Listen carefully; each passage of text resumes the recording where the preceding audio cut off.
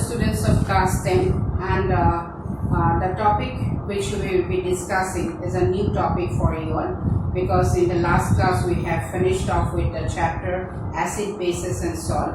Today we are going to start with a familiar topic for you all, that is metals and non-metals, which is included for your first term. And then as we move on, like what are metals and what are non-metals, all of you know, you all are quite familiar with it, because you have also studied, I hope, in class 8.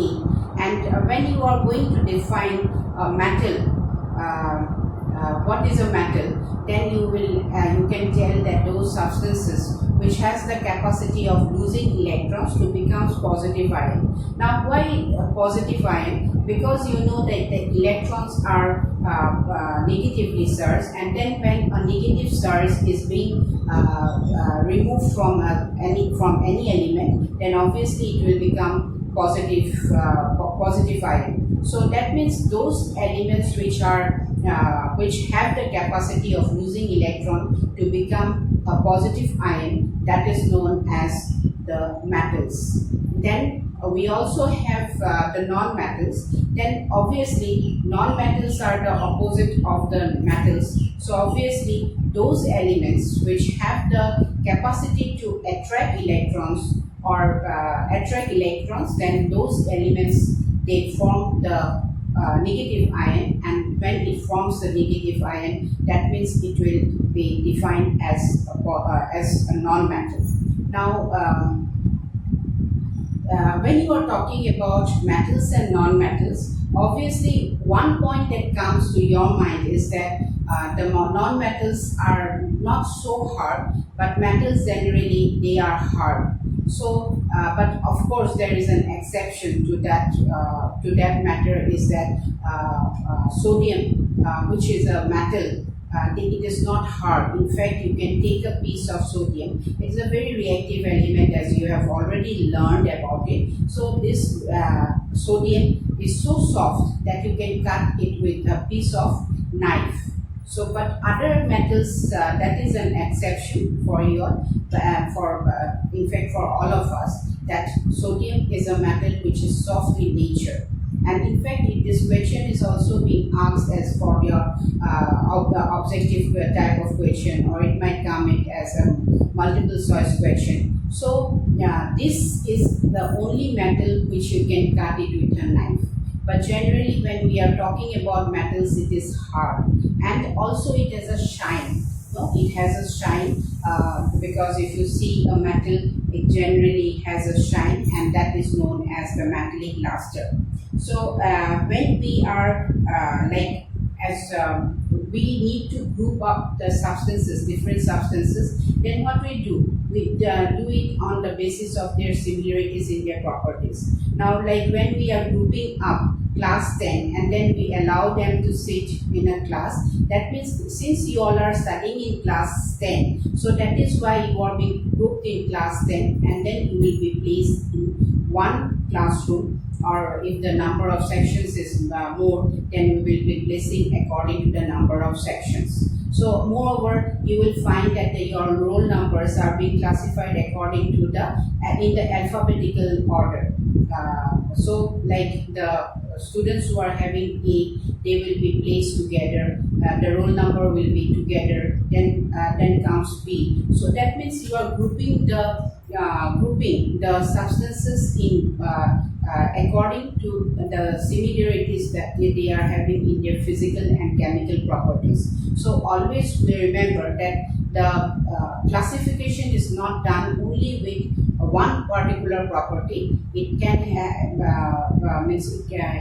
it has the properties which is being based on the chemical nature or the physical nature, and that is how you can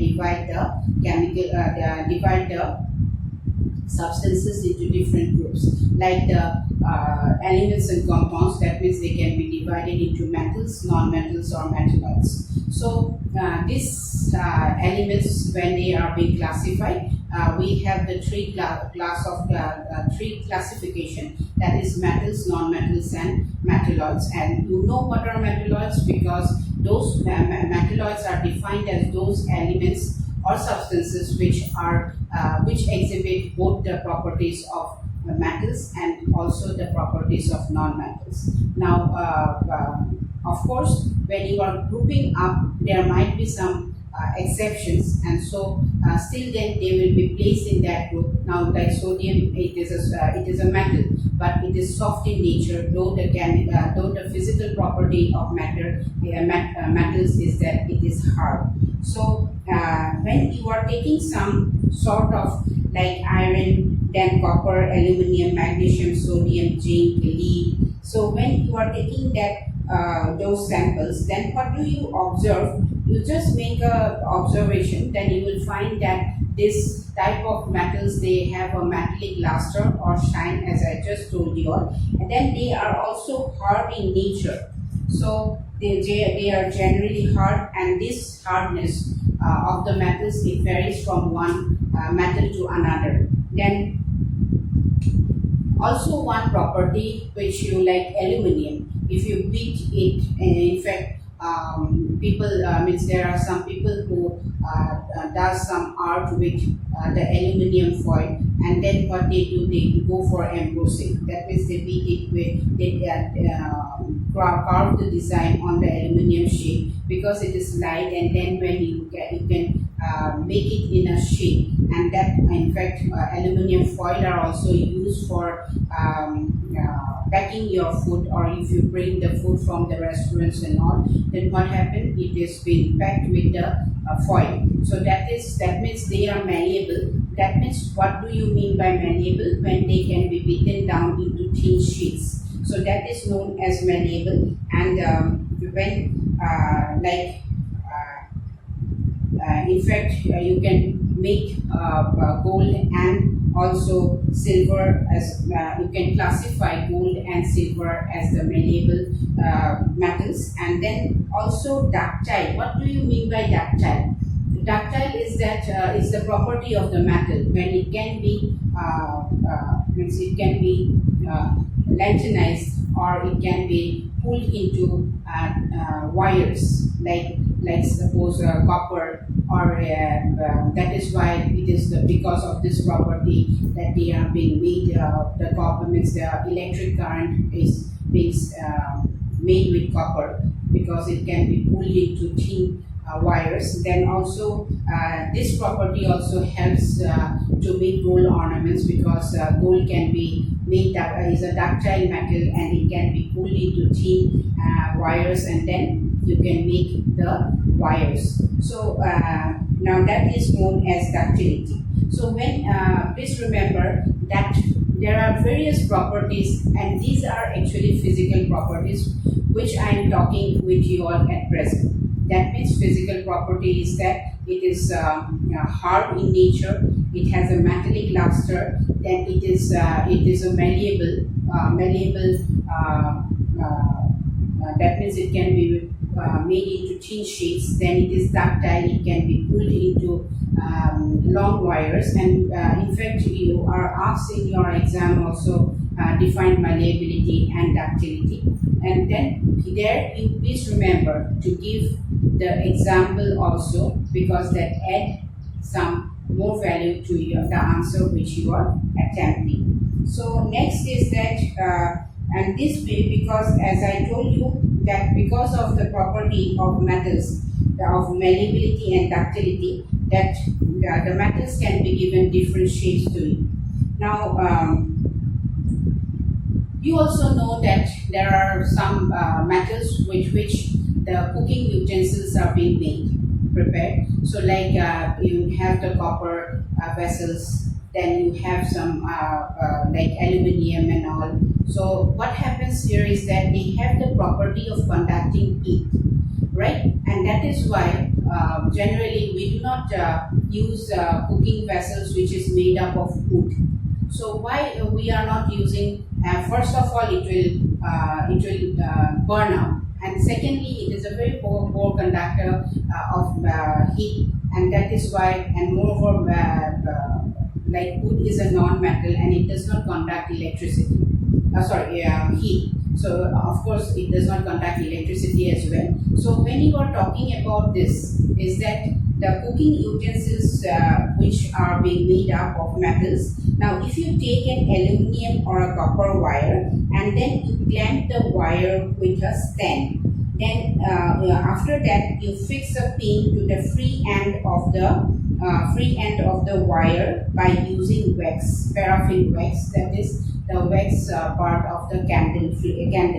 Then when you heat the wax with a spirit lamp and then spirit lamp or a Bunsen burner or a candle near the place where it is clamped, and then what will you observe, that at one time the wire, aluminum wire or a copper wire which you have clamped it with the stand, then what will happen when you are with a distance, you are heating it with a candle flame or a Bunsen burner, then what will happen, heat will be conducted to the wire, and when the heat will be conducted to the wire, it will transfer to the wire, it will conduct heat, and the nail which you have fixed at the other end of the means like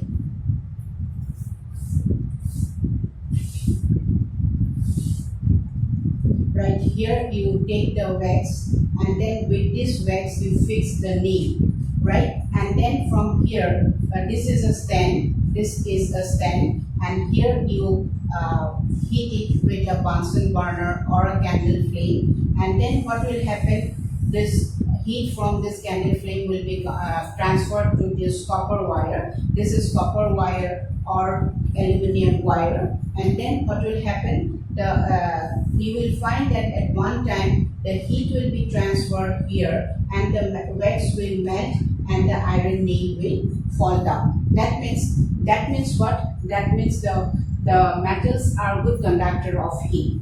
So that and these are and they have a high melting point, and the best conductor of heat is silver and copper, lead, mercury. As lead, mercury, they are comparatively poor conductors of heat. As you have seen that mercury is generally what means all metals are solid in nature, but there is an exception to that, is that mercury is a metal which is liquid in nature, and it is this property which is being utilized for the thermometers, because mercury is being placed inside the thermometer, and when the temperature rises, that means it shows the increase in temperature of the body, and that is the property which is used made use of in the place of thermometers. So as I told you that mercury and lead, they are not so sensitive to the conduction of heat, but as I told you, copper, aluminum, then gold and silver, they are good conductors of heat. So I'd like to end my class over here. Of course, we'll have further discussion, and till that time, you have a good time ahead. Thank you very much.